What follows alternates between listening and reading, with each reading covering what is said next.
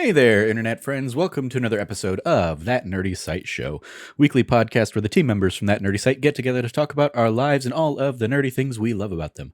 I'm your host, Trevor Starkey, and joining me this week, once again, Cameron Abbott. How you doing, Cam? Hey, what's going on? What is going on? We took a week off last week from our endless run of spoiler-casty kinds of things, and we're back again with Guardians of the Galaxy Volume 3. That's what today's episode will be all about, as is often the case. We'll be doing a spoiler-free thoughts first, and then we'll dive into our kind of spoiler-filled territory here. Because, we went and saw that. God, was it just last night? Yeah, it was last night. Last night after I got off work. That's what we're going to be talking about. But before we do, if you like what you hear, please remember to like, subscribe, rate, review, share the podcast with your friends, all that fun stuff. So Cam, obviously you're a big fan of the Guardians of the Galaxy. Yep. This is our third outing with the crew, fourth if you count the holiday special, I guess, plus the little bit we got in Thor Love and Thunder, and obviously their time in the Infinity War and Endgame stuff. But spoiler-free thoughts, what did you think of Guardians of the Galaxy Volume 3? I thought it was really good. I will say it's definitely the weakest of the trilogy, of all three volumes. I don't think that is bad or at all. Like, it speaks, I think, highly to the point of the first and second film that, like, they're so well regarded and so well beloved that this being the third film, I don't want to say you're scraping the bottom of the barrel, but like you're definitely like we know who the Guardians are, and so at this point, what kind of story are they going to tell us about it? And I think that they do a great job of giving us something that I definitely didn't expect out of this film. I did not expect a lot of the kind of like plot elements out of it. But what I will also say is that I really, really, really enjoyed all the characters and the characterization of these. What I think of as like a true highlight of the Marvel Cinematic Universe. I think of this cast of characters. I think there's a reason why they were in so much of the Infinity War film. I think they hold a candle to Iron Man and any other major Marvel property when it comes to it now, because of just like how good these first two movies are. And this third film is still it's still pretty good. Like, it's hard to like place it in the ranking of like literally like what 30 something movies now. It's I don't know if we've hit 30 movies, but definitely we're at 40 plus if you throw in like all the TV shows and stuff like that. Yeah, it's to a point now where it's like we're talking about a massive anthology of a cinematic universe that is truly beyond the scope of what you would say normally when you, like, 10 years ago we would say about a cinematic universe. It's like we are at a point now where the Marvel films are like, I feel like they're overall struggling to find their footing post like the monumental just social event that was the Infinity War saga. And so when you're moving past that, it's like, okay, well, where does this leave the universe? And I think like they've all been like, I don't think I've had one that I was just like, that's not good. And I think that as far as like the current phases post Infinity War, I think this is one of the better ones for sure. But yeah, that's kind of like my overall general thoughts on it. Yeah, I'm largely in agreement. I think this is the weakest of the Guardians movies. And it's not that it's a bad movie, but it is. Guardians 1 and Guardians 2 are, I think, just that much more standout. Guardians 1 was such like a big gamble that paid off so well, and it was such a fun ensemble space opera kind of thing. And then Guardians 2 kind of got to double down on those characters and the relationships that Guardians 1 had established, and tell a big personal story with Quill. But both of those had, I think, significantly more ratio of like humor than this one does. This one gets into, and we'll talk about it obviously in spoiler stuff, but this one gets into a lot more heavy territory as it focuses, if you've seen the trailers, obviously it's focusing a lot on like Rocket's backstory. And unsurprisingly, he's already alluded many times that he had a very painful and tragic backstory. So getting to see that we don't often get like the nice flip side of like James Gunn banter and humor and stuff like that. There's like there's little bits of it, but it is seemingly significantly like reduced this go round. And I would say opportunities that normally would have been reserved for those moments of humor are instead specifically chosen to highlight character growth and further development instead of just a joke or humor. Mm-hmm. And I think it also lends it to well, that's spoiler territory. Never mind. But I think it lends it to just like this is a movie about how far the Guardians have come and how much they've changed as people. And it's really a question of like, how far can a found family take you overall? I talked a lot about that aspect of it on our car ride home last night. Mm-hmm. And I think that this film captures that kind of feeling of like, a lot has happened to these characters, and it's not like in some other franchises or other films, even within this franchise, where it's like a lot has happened, but people are pretty much the same no matter what. It's like this is for like people have significantly changed since Guardians 1, and it shows. It's been what, 15 years, right? So little under 10. Little under 10. Sorry, why did I say 15? Anyway. Well, 15 because that's when Iron Man first came out. Oh, there you go. Thank you. I think we were talking last night about it's been 15 years since the beginning of the MCU. Yeah. So it's been just under 10 years. So like a lot has changed for these people, especially since like you have them playing such a key center focused role in Infinity War. Mm-hmm. And I like, obviously, most notably, this is not the Gamora that has been Gamora in the last two Guardians movies, obviously, because of the events of Infinity War and Endgame. And I think even that ends up being a detriment to James Gunn's Guardians. Like the roadblock of like, hey, yep, we had to sacrifice Gamora for the Soul Stone stuff in those other movies.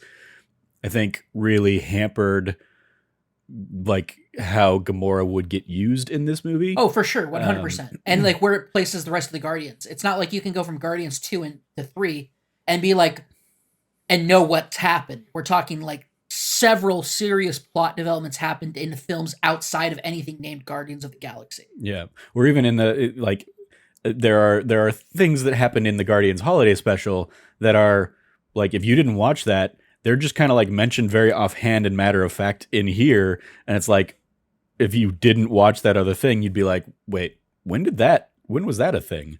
So like that, there is this like weird interconnectedness of the MCUification of everything, as we've talked also about in like the Star Wars between Mandalorian and Book of Boba Fett and stuff. Yeah, I think you have to make a creative decision in this day and age now, where if you're working on these long IPs, like multi-year, like it goes back to also to comics. I mean, and it really speaks to that, where it's like either you trust that the audience knows the continuity, or you don't trust that they know that. Sure. All that said, like I did appreciate how much this like really much just feels like a Guardians movie, and it's not trying to set up other big things in the MCU or something like that. And there's obviously a huge part of that is maybe now that James Gunn's going to be over at DC, maybe some of that bigger MCU stuff is being kept a little closer to the chest, and he was not made privy to it, or who knows. But I will also, it's a thing to note that this is also the final appearance that we'll get of Gamora. Zoe Saldana has stated that this was the last time I mean, like multiple people like said, I'm not doing another Guardians movie if James Gunn isn't involved. So it doesn't we can talk about some of that stuff more in spoiler territory.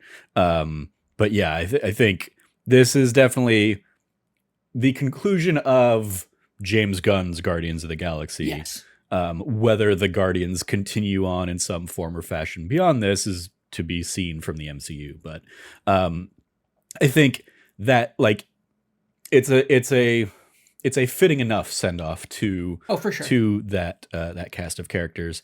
And while I think they could have made some different choices and I think could have benefited from other choices that hadn't been made for them in other movies. Ultimately, yeah, they took the hand they were dealt with and made the best of it, I think. That said, I touched on this on our way home. There is like with the trauma that gets like revisited in this film, there is a a uncomfortableness that I've not Yeah, felt in an MCU film. Um, that is, yeah, that's fair. and That is fair. I It, don't know how eagerly I will go back and like rewatch this one compared to first Guardians. I can, oh go and yeah, I can throw that on anytime. Guardians 2, which I think is a better film, but isn't as like fun and popcorny maybe as the first one. oh, I agree. Also, the Um, also number two has moments that literally will break your heart and make you cry every time you watch it. So sure. So yeah, I think but there are lots of moments in this one that I will enjoy, but and it'll be kind of thing of like I'm not gonna watch the whole movie, but I'll boot it up on Disney Plus and like watch this sequence or something like that. mhm. I can see myself doing that more so than rewatching this whole thing because of the vibes that this one has overall. That again is I think tempered and leaves a more melancholy and like downbeat feeling as Yeah, opposed to like the uproarious joy that we've had from the other Guardians movies, like leaving the end of that. But yeah, performances. I mean, like everybody shows up and knocks their roles out of the park as they have. absolutely. Like the ensemble continues to be great together, even if there are story beats and elements that didn't really vibe with me and jokes and stuff that missed. But like all the characters, all the core ensemble, the pairings that we get throughout the film, um, always do a great job of like highlighting the other person in the pairing or like all the characters involved kind of stuff. So yeah, any final thoughts before we dive into spoiler filled territory there, Cam? Yeah, I will say, just as like a watch out, if you are easily like triggered, or like if any sort of body horror is like a full go no for you, do not watch this movie. No go. Yeah, sorry, I said go no, didn't I? Yeah. Sorry, no go. If it's a no go, like if you're there's not even a starting point where it's like you can handle that, this is not the movie for you to watch.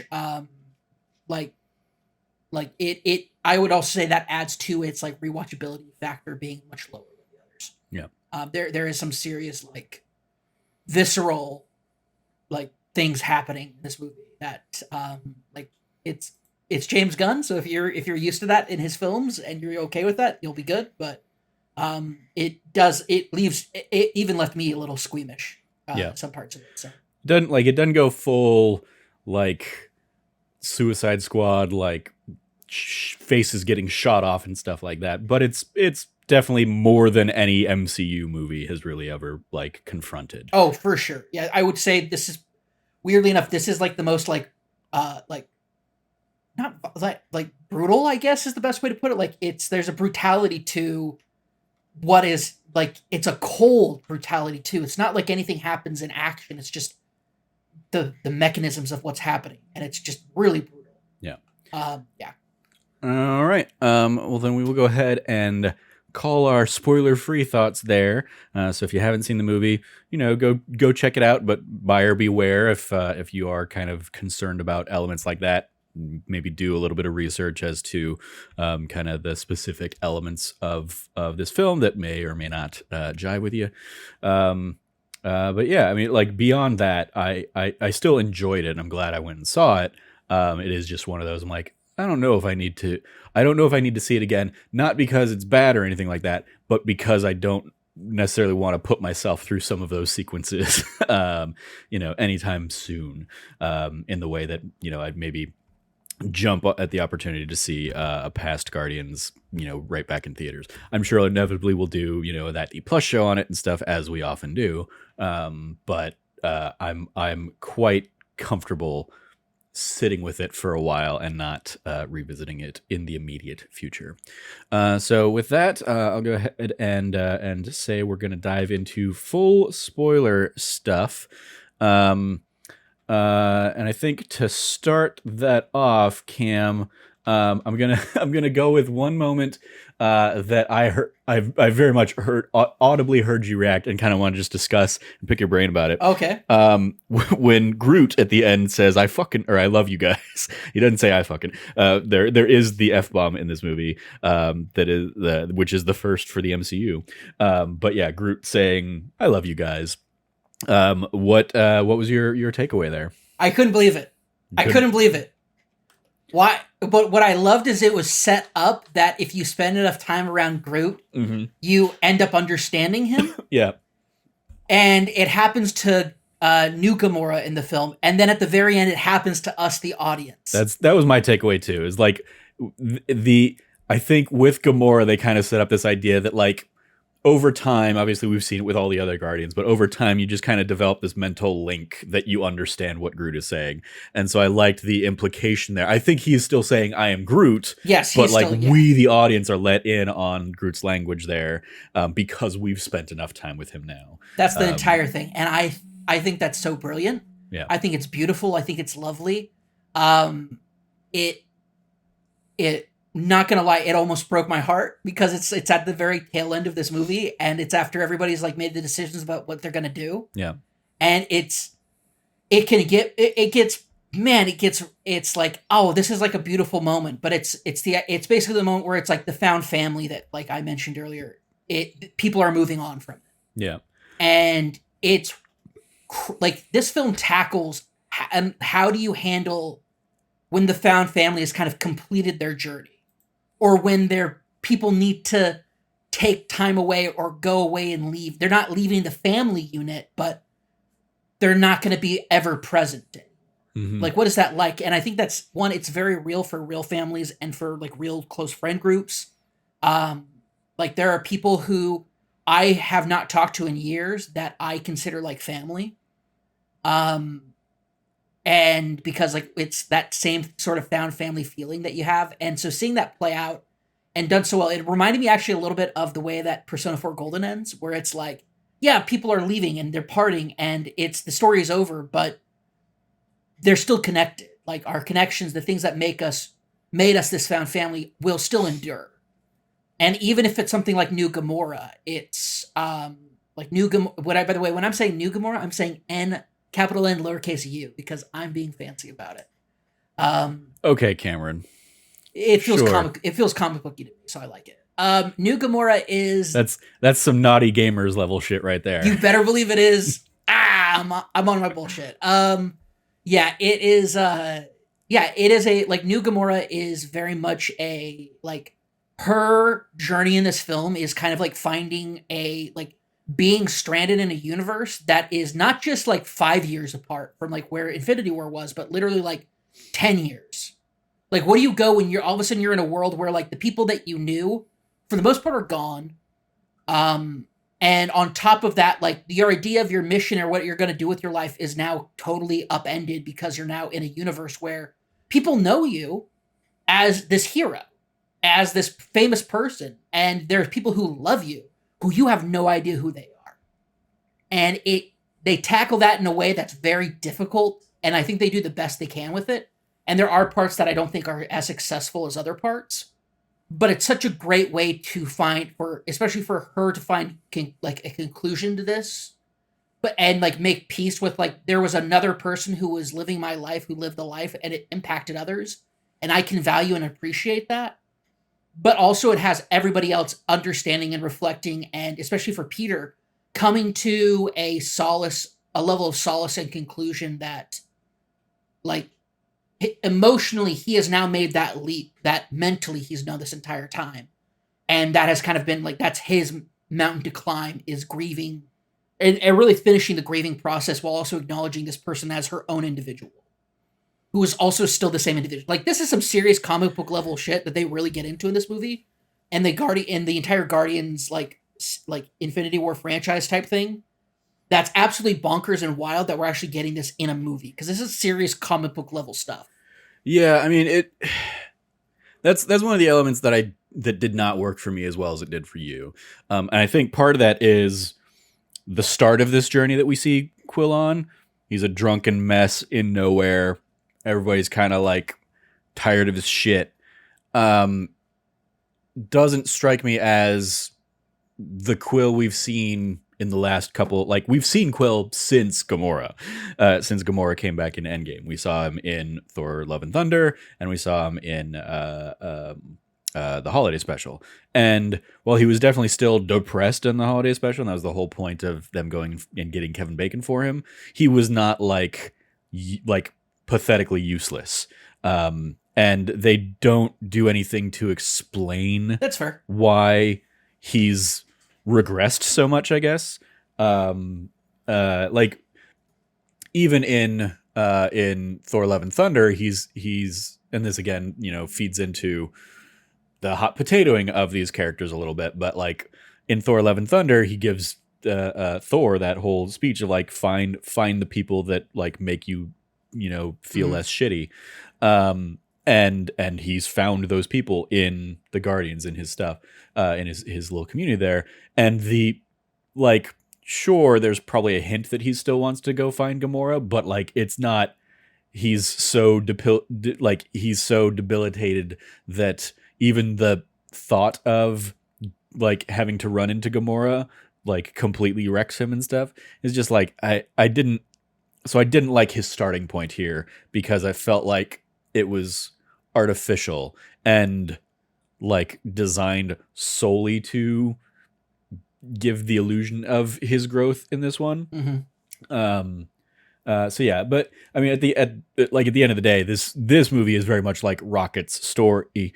But even that, like, doesn't work for me as well as I think it could, because the Rocket we know is sidelined for 2/3 of the movie.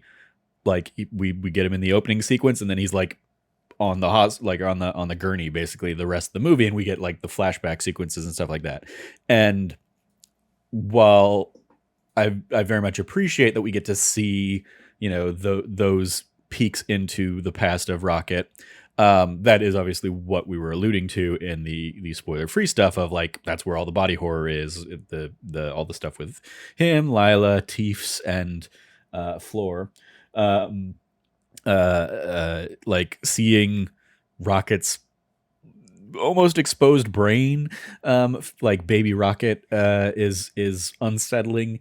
And I think it's the fact that like we get so much of that, and that it's throughout the entire film, and not just like, okay, let's do all of that in like one 20-minute sequence or something. We keep coming back to it, that I think does a disservice to current Rocket, that I didn't feel got like the payoff I would have liked. Like, at some point I was like, oh, it's going to be very satisfying seeing him, be the one, once they get him back, to take out the High Evolutionary, because obviously we see all of the abuse that the High Evolutionary commits upon him. And so at the same time, like, there is an appreciation to be found in that he has the opportunity to be the one to finish him off, and does basically a Princess Bride, I'm going to let you live. Yeah. Obviously it doesn't last because the ship blows up, but Rocket is not the one to pull the trigger on him. It's the Batman Begins. There you go. Yeah. Like, I'm not going to save you, or I'm not going to kill you, but I don't have to save you. Yeah. Which, like, for Rocket's growth is the mature thing, but I think because we got so little of that Rocket in this movie, it didn't. I just feel like we spent too much time with like traumatic past Rocket, while current Rocket was just in a coma for a couple days, and so I was not satisfied with that, which is obviously very much James Gunn has multiple times come out there and been like, Rocket's my favorite character. Obviously, the trilogy has largely been set up to show Rocket's growth there. And so I just kind of like, even, I guess there's also even like a thing.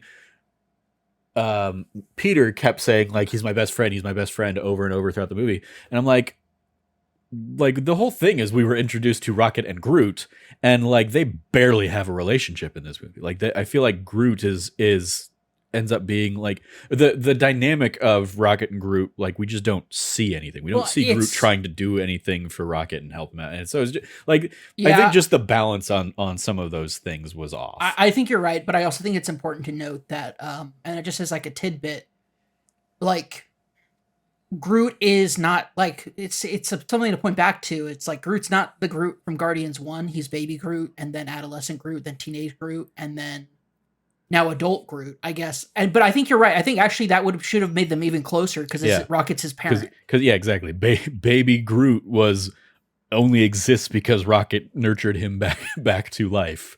Yeah, like that is the big thing about it. And so you have that going on, and then on top of that you have, so like it's even weirder because Groot should have been way more broken up over it. And I think that maybe that's just because it's we can't trust the I am Groot of it, but maybe it should have been.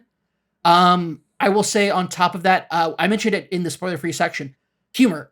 There's so much humor in Guardians 1 and 2 that is reliant on Rocket, whether it's his bits or his things.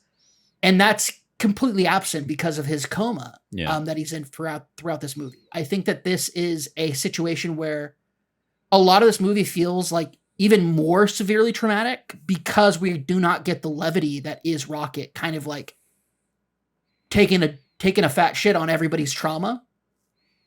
Which is he's just kind of known to do, and now we're exposed to his level of trauma, and it's like, just to speak to it for a moment, but the horror element of like what the Dr. Moreau type stuff. First off, I need to give a massive shout out to, I pulled up the movie just to make sure I got his name, Chukwudi Iwuji. Yep. Definitely mispronounced that. My apologies. I don't think that. I think it's pretty on. Pretty close. Chukwudi Iwuji, I believe. Yeah. Chukwudi Iwuji. Okay. Iwuji. This was fantastic. Holy. Like, we obviously saw him in Peacemaker. You did. I watched like the first episode or so of Peacemaker, but yes, I know he was really good in that too. He was fantastic in Peacemaker. And he plays a totally different character in this one. And he's so good. Oh my gosh, he's so good.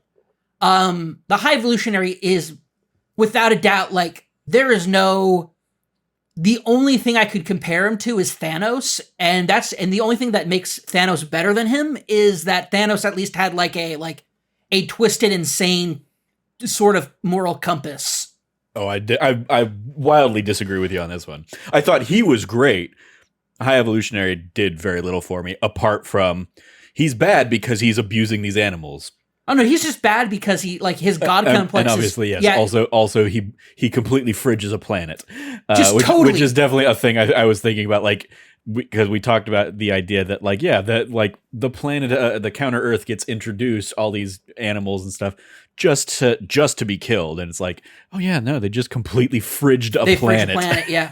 It's so crazy because it's like we spend so much time with Thanos, and like there's been so much commentary in the meta narrative of people talking about like the morality of Thanos and everything like that, and there's nothing redeemable about this guy.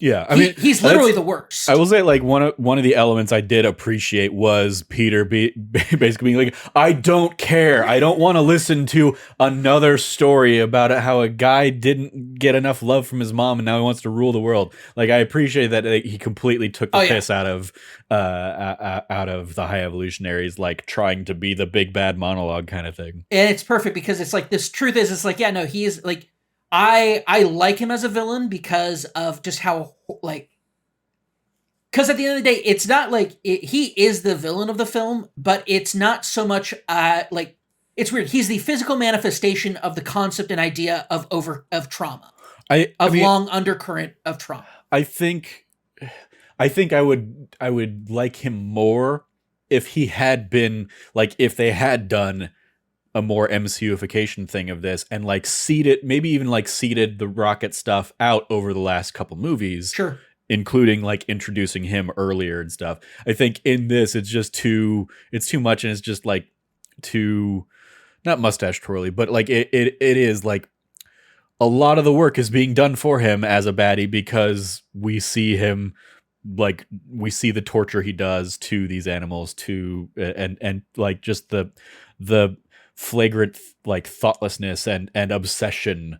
I mean, if anything, like I think he really shines when we finally get to see why he's so dead set on getting Rocket back, even though he, you know, still only ever refers to him as designation and stuff. But the like Rocket being the one that got away, the one that he somehow created that had like free thought and could actually like improvise and stuff like that.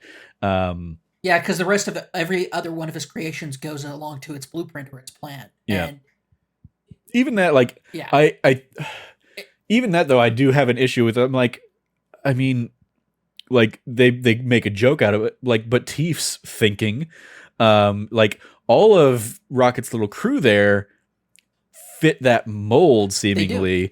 And so like Rocket wouldn't be the exception to the rule. oh, yeah, true. Yeah. But like they killed all the other ones. Yeah, I guess that's also part of the thing. It's that because Rocket, well, the whole thing was like Rocket solved something that he couldn't figure out. Yeah. And that his mental breakdown over that is phenomenal. It's such good acting. And I enjoyed that breakdown as like, as somebody who enjoys art and enjoys acting and enjoys like seeing this actor like play into this role. Mm-hmm. It's brilliant and it's wonderful. It's horrifying. I'll also say, yeah, like there's also the element, and it's very amusing, because obviously like the significant body horror uncomfortableness comes from the animal stuff, which is all purely CG, and yet I like barely bat an eye when his face comes off at the end. Oh, and his face reveal? And we see like the two-facedness of the High Evolutionary, what Rocket did to him in his, you know, Wolverine rage kind of thing. Which was awesome, because I was like, oh, he scratched him up in the face and that's why he covers up. It's like, oh no. Yeah. He really took him to task on it. And it's like, oh, that's great. But like it's I don't know what it says about me that like I didn't really care that like all that happened to him. Maybe it was because he is, you know, such a bad guy that, hey, he got the exterior. They red skulled him. He got the face that matched his you know, inner being. I also think it is also one of the reasons why I detest the High Evolutionary as a character so much. I think it's just because it's animals. Yeah. These innocent animals. Who takes away an otter's arms? Who takes away his arms? Yeah. And the bunny. What is the point of those things? Like I guess Rocket, you know, giving him the ability to speak and like whatever other things he has, sure. But yeah, like what was the experimental nature of all of the other of all the other like misfits there? I don't know, because I pointed out to you yesterday. I think part of that is like that's part of the problem is like they're there purely to tug on our heartstrings emotionally, and it's like it is almost like trying to do it in a way that doesn't make you think about like what is the purpose of Lila? Why why did they, you know, take her arms away? Why did they put a walrus? Why did they put a walrus in or not even in a wheelchair? Why did they attach wheels to a walrus and remove his tail? Yeah. Why would you do that? Why would you give me that horrific implant, like that thought in my head? I'll never be able to get a walrus in a wheelchair out of my head. Yeah. And we know, and they never give us any sense of what those other characters are doing. So they are also like, this movie has a significant fridging problem. It does. I think I 100% completely agree with you on that aspect of it. I think that is, these characters exist only to make the audience feel bad when they die. Yeah. And I mean, they succeed in it. Yeah. It's like and I will say, like, yeah. I know Lila is a character pulled from the comics. I imagine the others are too. I don't know them as well. But also you can't like just rely on the shorthand of like, oh, here's their big backstory stuff in the comics. Like, I can only take what you've given me here in the movie. I think you're 100% right. I think, but it's weird because it's like, was it a lot of fridging? Yes. But at some point it's not he's fallen into the trope. He's abusing the trope to, I guess, to make a point, maybe. I don't like it is like a blunt stick hitting you over this point. It's like, isn't this guy bad? Isn't he bad? Isn't he bad? Look at all the bad things he did. And it's a blunt stick, but it's effective. It makes I think if we're talking about like, yeah, there's not really a lot of memorable villains. I think the High Evolutionary is probably a more memorable villain now. Yeah, I mean, I don't know how much, like, apart from the, I mean, like, I think he is a cheat code of a villain. Or I think he's like, I mean, it's Yeah, like maybe. you could have taken anybody, and if you're like, yeah, here's all the shit they do to animals, that's, immediately a billion villain points. So it's like, okay, whereas like others had to actually work for it. Yeah, listen, like, was it a cheat code? Absolutely. I do not disagree with you at that whatsoever. Was it an effective cheat code? That's my point. It's like, it was effective. It made me hate this guy. But also, here's the thing: if it was I don't know if anybody else could. I think other people maybe could have pulled this character off. But I think that the fact also that it was done so well and performed so well that it is believable that this much, like, this person who's like this level of a narcissist, who has this horrible of a god complex, it gets to the level of that, like, believability that, yeah, he, like, when he breaks down for Rocket and is just like, we tore you guys apart so that we, like, could innovate and do like, whatever his reasoning was. I don't have the direct quote in front of me, so I won't do that, and I won't say that it's not reasonable with what he did, but sorry, not reasonable. That gives us a sort of justification. The gist was like, we tore you apart so we could learn from your flaws. Yeah. And like, yeah, that's an explanation of why that happened, but at the same time, it's not as well. It's how do I put this? It's a cheap outfit that somebody pulls off, I guess is the best way to put it. Like, this role could have easily been done poorly or in like a poorer taste, and it would not work as well as it does. But I think it works as well as it does because of the people who are behind it, whether it's James Gunn, Chukwudi Iwuji. I think that they do such a good job of pulling this off that it makes it like, this is more memorable than everyone except Kang. I mean, of like this phase? Yeah, of this phase. Okay. I mean, well, this phase is still very, very it's brief. New. It's new. It's fair. I mean, yeah, well, really, specifically, this phase, I believe, is just Kang. I'm pretty sure the Ant-Man and the Wasp: Quantumania was the beginning of Phase 5. So this is he's more memorable than everyone but Kang. Okay, so he's at the bottom of the Phase 5. Who's in Phase 4? Like, who are the villains of Phase 4 then? I mean, well, that's, yeah, Phase 4, if that's what you're saying, is like post Infinity War villains and stuff like that. Sure. Yeah, he's probably the most memorable outside of Kang. Yeah, I mean, like, I think we liked Christian Bale a lot too for other issues with Thor: Love and Thunder. Thor: Love and Thunder. That's true. Gore was fantastic. Yeah, even if, again, I think, like, the performers continue to be great, even if they aren't as well served by their movies as maybe they could be. Yeah, I think so.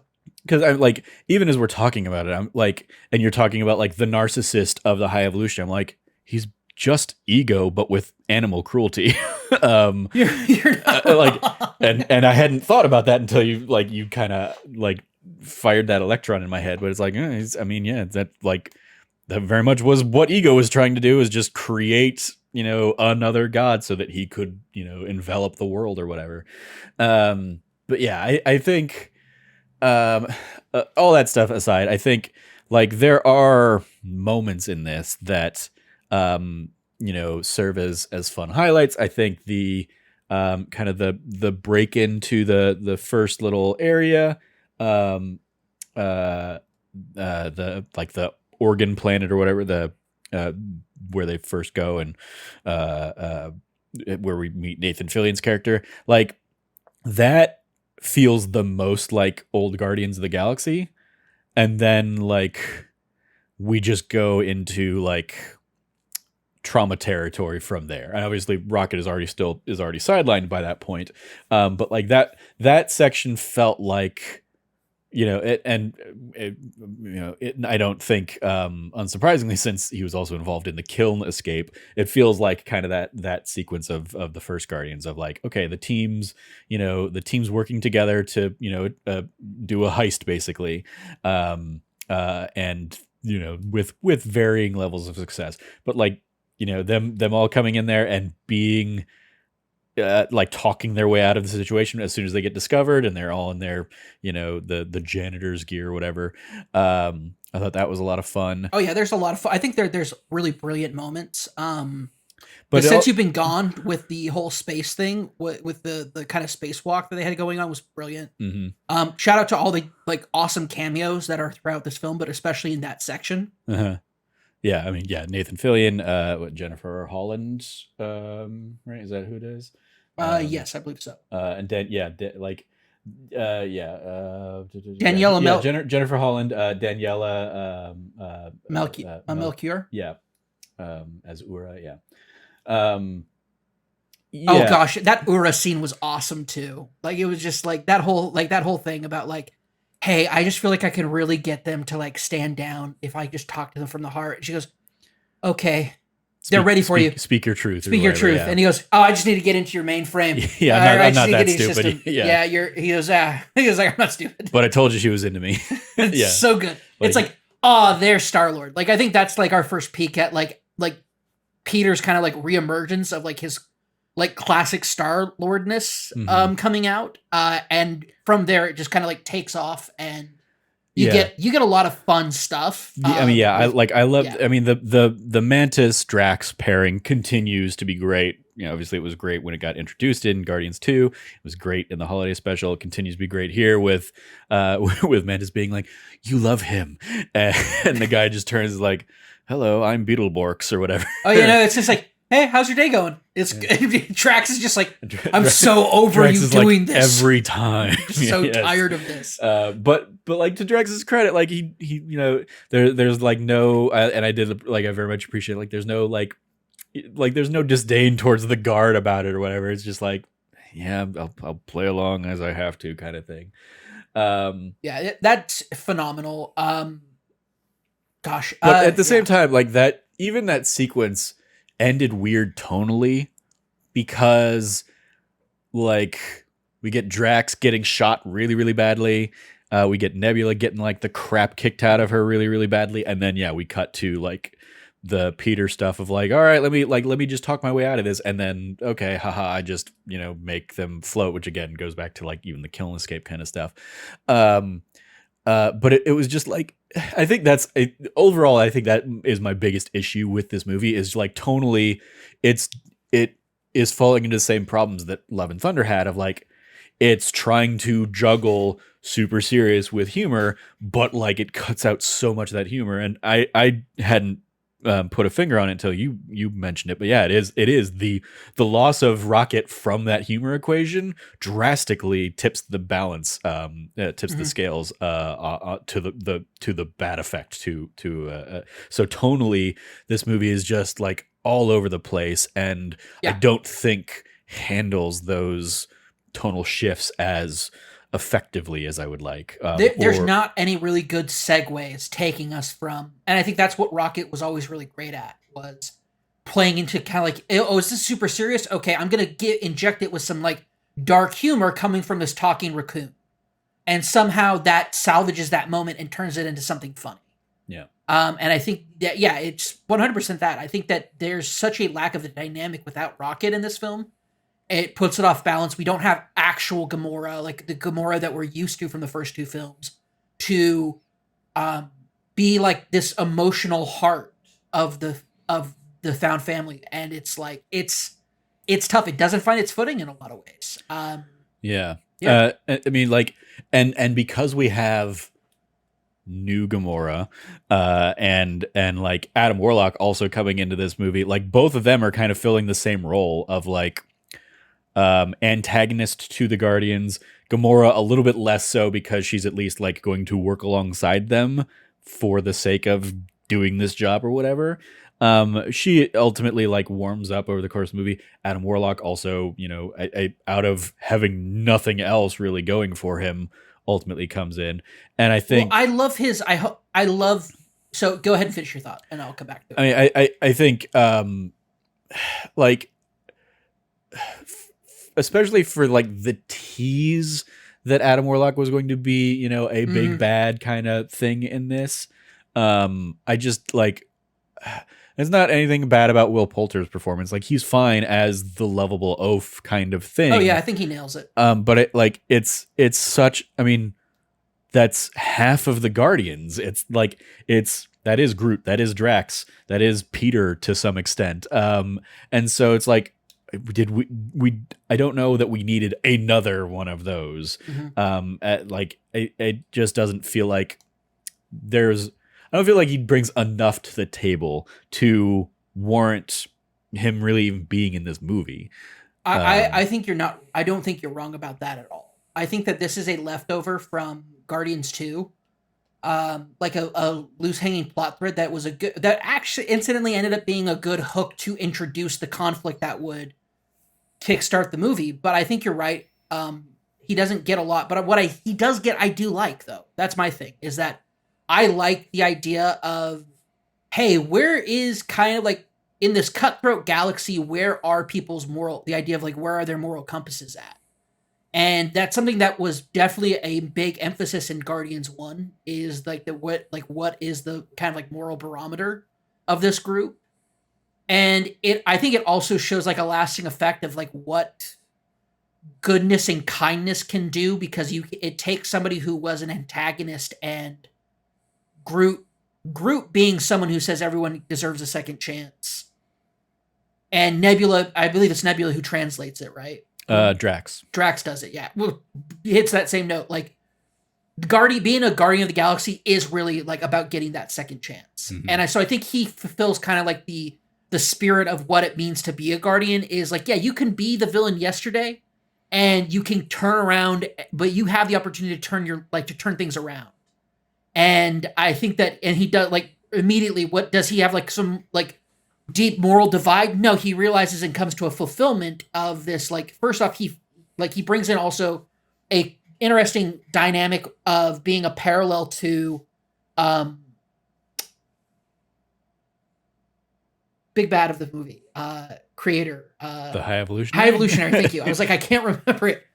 The High Evolutionary, with that level of animal cruelty, seeing somebody who, like, it's like, oh no, it is natural and normal to think and care about creatures smaller and weaker than you. And getting to see that kind of like that kind of evolution of his character play out, versus when he shows up at first, he's rampaging his way through nowhere.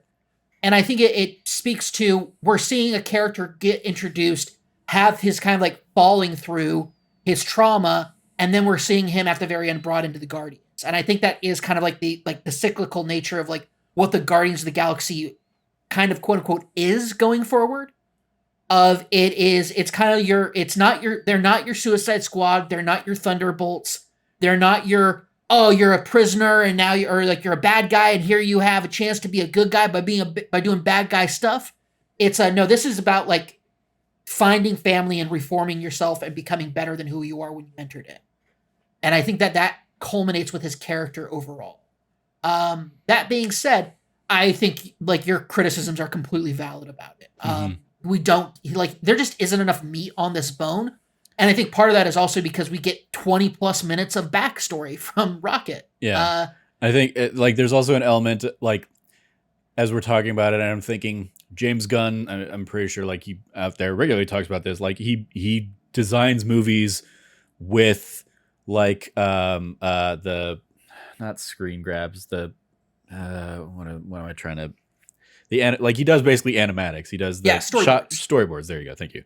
Like shot for shot. And I guarantee he was just like, I really love the idea of recreating the Michelangelo's like creation of Adam with Star-Lord and Adam Warlock kind of thing. Yeah, and where Adam plays God, and then with a puffy, bloated, puffy, frozen, bloated, nearly dead Star-Lord. Yeah, 100%. It exists only because of that. Yeah. But yeah, I think that that's just like I enjoy the character, but like he doesn't get a lot to do. Yeah. I mean, like Yeah. even that, like there was a moment I've heard, excuse me, I've heard another critic say something similar to this, but like I kept when Star Lord's out there freezing in space, I kept waiting for Gamora to be the one Yeah. to save him to bring it all back around to the first Guardians movie, and so when it ends up being like Adam Warlock, I'm like, I don't have any like these two characters have zero connection to one another. Why is Adam Warlock even saving him apart from he was just told he could be a good guy if he, helps people. Like it No, you're right. I was expecting the same thing. I was think expecting the same thing. thematically and like storytelling wise, it would have been such a better payoff, and it still could have had the same ending of like the Gamora going back to her found family of the other Guardians. Or the Ravagers, but yeah. Well, like I say other Guardians because like they're basically the original Guardians of the Galaxy cast of characters, right?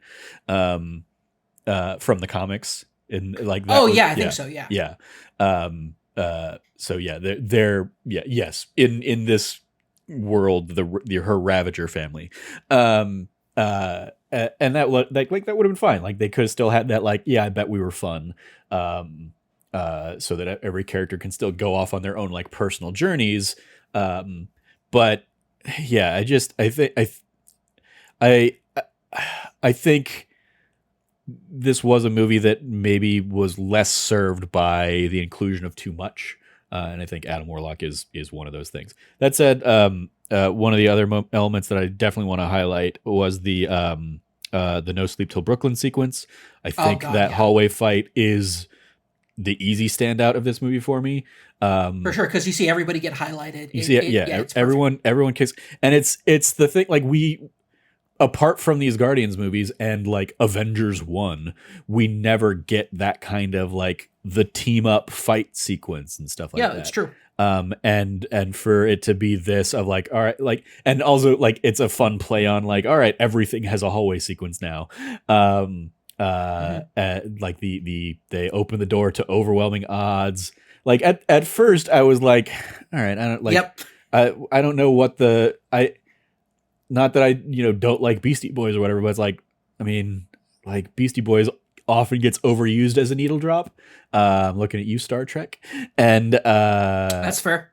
And so I was like, all right, but like that sequence and the fact that it just kept going and going and going and spotlighting everybody in there was a ton of fun. And it won me over. For a movie that often cuts its soundtrack off with like the actual like breaking of the like the listening audio to like what the actual atmosphere is around people, it plays the entire thing. Yeah, I mean, I think this movie, more than the other ones that I remember at least, like actually did that like what is it when the music is actually playing in world. Yeah. Eidetic or no, I think that's something else. But whatever that like phrase is, like this movie kept doing that, and I was like, okay, they're really hitting that drum a lot. I think it made this moment more pronounced though. I mean, yes, for this moment certainly. It was also, I think, like also at the end with like Dog Days Are Over, I was like, that's another song that I think is like so overplayed. and I think I think like the soundtrack on this one just didn't hit with me as well, even though a lot more of these songs are songs I know because they're, more the Zune was, going all the way up to the 2000s there. But I think in the past, James Gunn has been really good about finding songs that aren't overused as needle drop songs. And this one, like some of them were just so on the nose, or have been used for the same kind of like thematic vibes and stuff like that. That said, it was fun seeing Drax dance.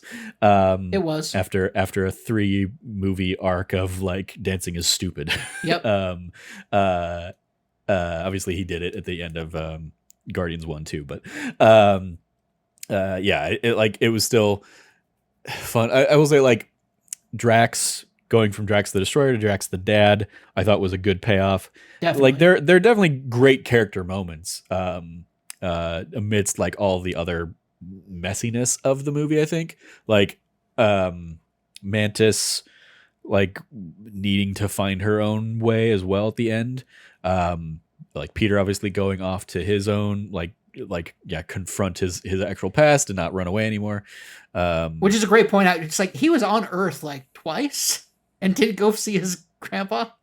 I mean, but like he was barely on Earth. He was on Earth for Infinity War, and then he got blipped away or whatever. Well, he wasn't even on Earth. He wasn't even on Earth. He came back in Endgame. Yeah, he was there in Endgame, and basically immediately left with Thor for more adventure and stuff like that. So yeah, he's like, I guess that's true. It's only been one time. Yeah. One time. And he was not in a place to go visit his grandfather, that's for sure. Yeah, and then I guess you could maybe also make the case that he probably went back and dropped Kevin Bacon off after the holiday special. But yeah, it's very much like a. And you mentioned it in the credits that the woman at the door is credited as his or like grandmother Quill or whatever. Yeah. And it had me think. Because there was like a very brief thing, and it may have even been like a deleted scene more than anything. But like as the thing in Guardians 2, as Ego's like blob starts taking out the Dairy Queen and like the community around it, we see Quill's grandfather driving, and he has an African American woman in the car with him, who's credited in that movie as like Grandpa Quill's friend or something, or friend of Grandfather Quill or something like that. So they eventually got together. That's neat. Yeah, not the same actress. I thought that would have been really cool. That would have been been really the same cool. actress across both films, and like yeah, was Grandpa Quill the same one across both films? Yes, okay. Yeah, Grandpa Quill's been the same since the first movie. I thought so. But yeah, it was like that is a cute little continuity thing. I don't know why it's not the same actor, but it seems like the illusion is very much like even the friend of Grandfather Quill seems like they just didn't want to call her like his wife or whatever. But yeah, I thought that like there's a lot, and this kind of gets into like the ending of like the Guardians as we know it. It's obviously very much the ending of James Gunn's Guardians, but it still leaves the door open for any number of them to come back if the pay is good enough or whatever. Like Sure. I was surprised that none of them get killed off, especially with like some of the teasing that had happened. And you know, and how vocally someone like Dave Bautista has been of like, I'm never playing Drax again. It very much struck me as like Harrison Ford level vibes of like, just kill me off and like let it be done so they can't bring me back. That's fair. I know Dave Bautista just does not want to have his shirt off all the time anymore. Which I mean, but like, and he hasn't. Like he's in the like Guardians suit for most of this. Oh movie. yeah, no, there's that, but also it's like the makeup as well. It's kind of what I was referring to. But you're right. Yeah, he was in the Guardians suit he's not like he's not having to do full chest, gear, chest makeup on this. Like he is in garb. It's still his arms and his face, obviously, but yeah, he's like they've drastically cut down on the amount of makeup that they have to do for him since the first movie. That's fair. Well, I think overall everybody has a lot less makeup. I mean, like I think Gamora still, and then maybe that's why Zoe Saldana doesn't want to do it as much anymore. She's had to spend so much of her career playing blue or green people. Just let Zoe Saldana be Zoe Saldana. I'm not gonna lie, I've always had like a massive just like love and appreciation for Zoe Saldana, and it's really only been since somebody pointed out to me that she is like, or I read somewhere online that she is attached to basically almost every single major franchise in some way that like crossed $1 billion in the box office. Like she is. I mean, yeah, she's in the top or 4 of the top 5 movies of all time, just not in Titanic, basically. Yeah. But Infinity War, Endgame. And then the Avatar movies, yeah. And then, yeah, she was obviously Uhura in the Star Trek movies. We saw her in the very first Pirates movie, albeit briefly. Yeah, I mean, she definitely like has had a good run. And she's just awesome. Yeah, so. Indeed. Yeah, so the ending of kind of each of our characters, like her going back off to the other Ravagers, I appreciate that, like they give us like that hint of like, oh, like she did find that family that like, original Gamora found with the Guardians, but she found it with that cast of characters. But it's like, okay, if you'd given us like any more hint of that, Yes. apart from like that scene, like that scene is paying off a thing that you didn't give us anywhere else. Mhm. But you know, nice little happy ending for her kind of thing. We get Rocket basically leading the new Guardians, which is like nice. But again, I like so much of this is like Rocket was out of so much of this movie that Yep. that it doesn't end up with the like. I almost wish he had not been sidelined by everything. Like there could have still been a ticking clock on him, but he could have been in the fray. Like, and I think that would have drastically changed this movie for me. Like if something had happened that he only had like 48 hours and they need to go find this thing and you know unlock his passcode or whatever. Yeah. Like that would have so drastically changed the movie. No, I think so. And so ultimately I'm like, okay, he gets to be the leader that he always wanted to be, but that's not, I didn't get the feeling that that's what he wanted anymore. He wants this family. And so it being broken up, like I love that he was like the most broken up by that. And then like, well, everybody just spent so much time and effort and energy to save him. Yeah. As well. Like, yeah. There's a lot that goes into it, but I also think that it shows Rocket's maturity that he was able to accept that and learn from, like, just because people, like, there's the difference between people being gone and there's a difference between people just not being around. Mm-hmm. And I think that he, like, his growth going from, like, I can't handle people not being around I think it speaks to the level of his growth, but I think you're right. I think it does. Like, he didn't want to be the leader anymore. But I think maybe that's also a sign that he should be the leader.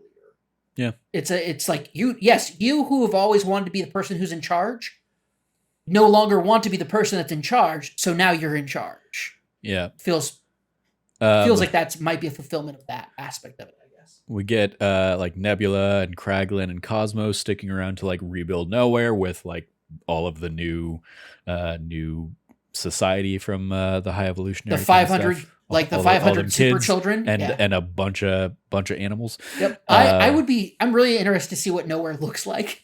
Yeah. Because it's definitely going to be a different vibe since there's like a bajillion kids and a bunch of animals now. Yeah.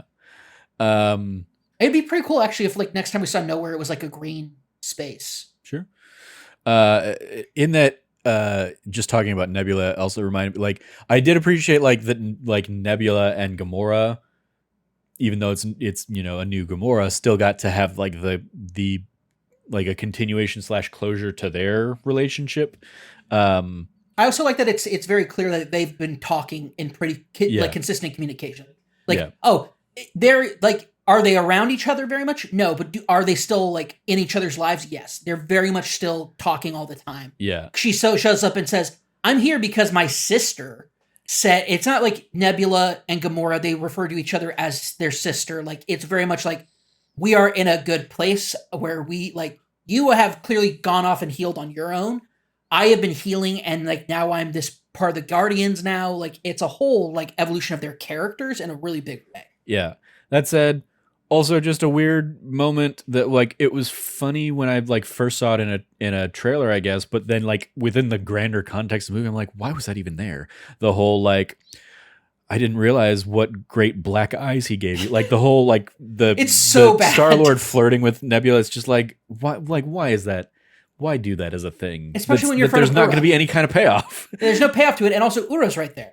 Aren't you trying to like? Anyway, I'm joking. Yeah. About that part. No, I'm serious Gamora, though about and Gamora's right there. Yeah, Gamora's right there. I will say, yeah, it was like it's like this is like the like that's as pathetic as Peter gets in the movie. Yeah.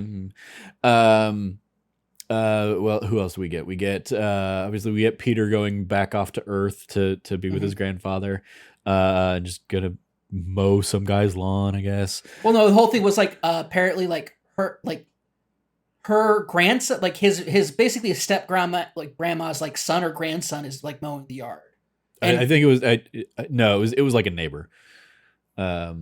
Oh, Like but he was talking about how he's like they were talking about they were talking about a neighbor's yard basically. Oh, gotcha. Okay. And it was like it's gonna be weird. Like it's gonna be weird if I'm there mowing this guy's yard, right? I'm like a middle-aged guy mowing this guy's yard. Yeah, but like it was a weird button sequence. I liked it though. I thought it was like it's. I liked it, but in the greater context, I don't need to see more of it. I mean, like the joke, the real joke of it, is like, oh, Star-Lord's living a very mundane life. That's obviously going to catch up to him at some point, especially seeing the Kevin Bacon tell-all headline on the newspaper that his grandpa's reading or whatever. So it's like, okay, setting him up to make a return in Secret Wars or whatever, and obviously he's the one that they say the legendary Star-Lord will return. But then we get we get Mantis going off with her big battery-eating animals from the last movie. And then we get our new Guardians of Rocket, Groot, Adam Warlock, Kraglin, and one of the Supergirls from the High Evolutionary thing, who is like has a name as a person from the comics or whatever. I don't know who it was. But Nerdist said like, oh yeah, this is a bigger character in the comics. Cool. I love the reveal of like big giant floral colossus Groot being there the whole time as they're going through their favorite music soundtrack stuff. We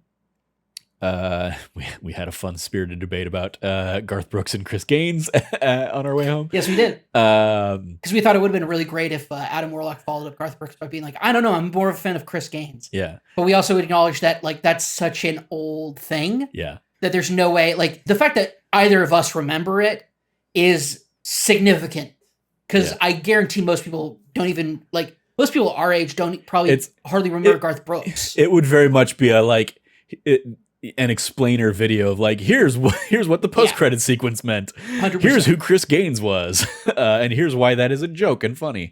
But yeah, I like it was a nice like callback to obviously the music from the first movie, and that being like Rocket's takeaway and the like that iteration of the Guardians. Like if that comes back and we get to see them again, cool, great. I would like to see what they do with Adam Warlock, and see if they, because like my only real other exposure to Adam Warlock is from the Guardians of the Galaxy game. Yeah. And I thought he was like, I thought he was a more fleshed out and interesting character in that than this one. But you got Kraglin out there, figured out his arrow, so that was a nice little moment for him. Shout out to the arrow hitting Adam Warlock though at the beginning of the movie, and just be like, who threw that? Yeah. Yes. That was a good comic bit. Yeah. The bad like. Yeah, bad dog. The bad dog, all that stuff. Yeah, Cosmo also. Cosmo's fantastic. Cosmo's so good. Cosmo's always good. Yeah, and the like, it was very much like okay, this is obviously going to be a payoff of all right, there's gonna be one guy he can't get with the arrow, and Cosmo's gonna come out and save the day because she's a good dog. So like as predictable as it was still a nice moment. I like, and then there was also like a very nice. Like, I very much appreciated Rocket coming back and saying, like, we got to save all the rest of them. And that referring to all the animals and all that stuff. Like Rocket finding that, like, wing and basically being like, Pete, like, we need to save these, was a nice moment. Even as it meant, like, some bird went flying into some lady's face and she just, like, started getting clawed in nowhere, which was, like, that was just also a weird, just another tonally weird bit. It's like, okay, like, these are wild animals, okay. I get that you want me to laugh at this, but also, like, what did that lady do to deserve, like, being, attacked by this animal? She's literally trying to help rescue the animal. Like, why is this a thing? It's a very weird thing, but it immediately made me think of. Did you ever see Jurassic World? Which one? The first Jurassic World. Yes, I have. So you have like the assistant who basically gets like tasked with taking care of the kids, because Bryce Dallas Howard's character couldn't be bothered and is terrible. So you have like wait, wait, what do you mean the first one? I'm talking Jurassic World, with the first Bryce Dallas Howard and Chris Pratt. Chris Pratt, yeah. I haven't seen any of those movies. Oh, okay. Well, You've not seen Jurassic World. What's the second Jurassic Park movie? The Lost World. That's the one I've seen. Gotcha. So I've never seen any Jurassic World. Okay. Well, in Jurassic World, this woman is just like an assistant who's tasked with taking care of like a couple of the kids, and just gets brutally killed by dinosaurs. Like she gets like lifted up by pterodactyls, like flung around stuff, and then dropped into like this giant sea dinosaur that like just comes and eats. And it's just like that character did nothing to deserve that level of like brutality and death. Like the first movie, you know, you have the lawyer who gets like eaten by the T-Rex or whatever, and he's a shitty lawyer. So like we you know, cheer. Yeah. Like this woman getting mauled felt like the same kind of like she did nothing to deserve that. Why are you attacking her with so not to the extreme as Jurassic World, but that was like the thing I was thinking of in that moment. Oh yeah, no, for sure. I agree with you on that. It's also totally like really bad at the moment because we're all like the dramatic effect is everybody's trying to get off, and so you take a moment away from that to show a woman getting mauled, and it's like why? Yeah. Yeah, I'm with you on that. And then like Pete, like the I mean, another body horror thing of like, Pete's like freezing in space, and like his like we've seen him freeze in space before, but like so when his face started ballooning up, I'm like, oh, he's straight up dead. Like he's dead. You're not gonna like pop him in front of us, right? You're not gonna do that, right? Like James I feel Gunn would. James Gunn would. That's the thing. It's exactly. like in the back of your mind, you're like, he would absolutely do that. It's in the back of your head. Everybody's thinking, well, it's a Marvel movie. He wouldn't do that, and then you remember this is his last Marvel movie. He already put an F-bomb in this movie. Is he gonna pop Star-Lord's head? It's and it's like I know that it would have been studio noted out. So like in the back of my head, I know it's not going to happen, but I'm also like, how far are they going to go in this? While also thinking like, when is Gamora going to save him? And then she doesn't. So yeah, it's an interesting send off for a lot of these characters. But also leaves the door open for them in the MCUification of everything of like, Secret Wars is coming, and you know how many of these guys are going to come back for a pop up, or being the new blood of stuff. Like even the like, it's interesting because like we go back to the Gamora like having her found family with the other Ravagers or whatever. It's like they also popped up very briefly. And then we're just like Sylvester Stallone is just kind of like exposition there. Yeah. Also, I don't know why they did this, but they recast Miley Cyrus like it's Tara Strong now, which I'm fine with Tara Strong doing it. But it's like, like her and Michelle Yeoh are like noticeably not in this movie after having been set up as like that part of the Guardians or the Ravagers from the last movie. It's like why weren't they here? Why didn't they? Whatever. Anyway. Any final thoughts before we wrap up this episode there, Cam? No, I think we're good. I think we've expressed it pretty well, how we feel about the film. I think like our spoiler-free stuff definitely covers kind of what we were trying to say. Like it's a really good movie, but it's not as great as the other two. I still think it's as far as phase post Infinity War into consideration, I think it's a higher, like I would rank it higher among all, like that batch of films, but it still doesn't reach the heights of some of the best of the MCU. Yeah, I think that's fair. Where do you think this trilogy lands, kind of compared to the other MCU trilogies? Oh, so let's see, other MCU trilogies. You got Iron Man, you got Captain America, you got the first three Thors if you want to do that, or we got some Infinity Wars in there if you want to lump them together. You got Ant-Man. I mean, it's on the higher end for sure. Mm-hmm. I think the first two films carry this through really heavily. Yeah. And I think that this does it has a lot of difficult things to handle that the other trilogies didn't have to handle. In a lot of ways. Yeah, I think I rank it higher up there, but I don't think it's the best. Man. Which would be what is the best saga or single linear story being? Well, it doesn't work that way because they're so interwoven. I mean, for me, I think Captain America's trilogy is probably the peak. Maybe Spider-Man. Winters, I think Far From Home's enough of a dip that because I really like the first Captain America. I really love Winter Soldier, and I'm a huge fan of Civil War. So I think like there isn't a bad Captain America movie. Um, Yeah, Far From Home was not as great for me. I think you're like we share an opinion on that. It's good but not great. yeah, Um, yeah, I think maybe Spider-Man, or it's going to be between Spider-Man and Captain America for me. yeah. And then Iron Man, I think, is there in its own way. I think Iron Man 1 and 3 great. 2 less so.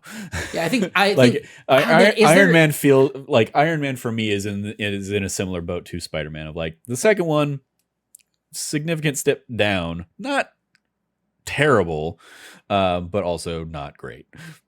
Yeah, no, I think yeah, I think Captain America probably is the best. Yeah, out of like the single line films, but then after that you have, yeah, no, I think overall it works great. So yeah. It's up there. I would probably rank it third or fourth. You know, so one of these days we'll have to go back and do like an updated MCU ranking of stuff. Largely just from memory. I don't feel like going through and rewatching all these movies. That's something that like my brother-in-law and sister have done. Mm-hmm. I did it as back when we had a Patreon. I did it as a Patreon exclusive. I went through and did like a tier list of all the MCU movies just by myself. Did you watch all of them though? No. Okay, I'm referencing they've gone through and watched Gotcha. all of them. Like, if you want to take on the project that is going through and ranking the films after seeing them, that's a lot. Yeah, indeed. There's a whole MCU and review about it. All right. Well, yeah, we'll go ahead and wrap up there. Those are our thoughts on Guardians of the Galaxy Volume 3. Thank you, Cam, for joining me on this. It was fun catching it with you last night. You can follow Cameron at RevCabot, 2Bs, 2Ts. Anything you want to give a shout out to there, Cam? Yeah, give a massive shout out to the Let's Play series going on right now is Jedi Fallen Order, Jafo. That I'm doing. It's a long-term Let's Play series. We just had I believe it was episode 8 that just went out earlier this week. Last week. This week will be episode 9, I believe. And yeah, look forward to it. It's a fun series. It's a fun game.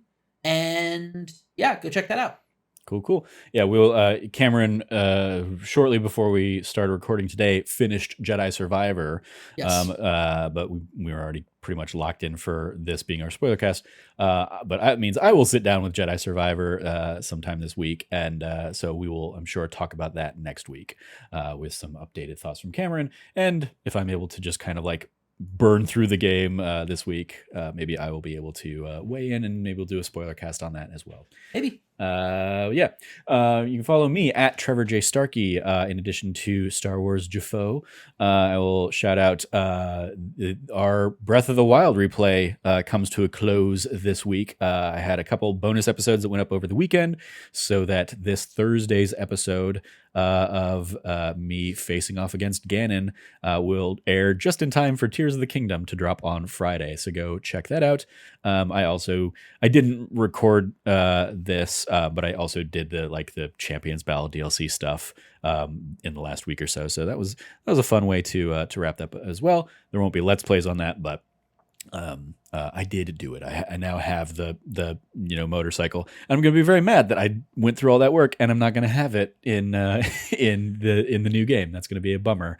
So wah, wah. You can also catch Cameron and me playing through Elden Ring. This week's going to be us battling the fire giant, which is not fun. And maybe next week's episode will also be us battling the fire giant. We'll see. Who knows? But yeah, you can find all that stuff over youtube.com/thatnerdysite, or go to thatnerdysite.com for all the latest from us. Once again, if you liked what you heard, please remember to like, subscribe, rate, review, share the podcast with your friends, ring notification bells, all of that fun stuff. Thank you for listening. As always, stay nerdy and be good to each other.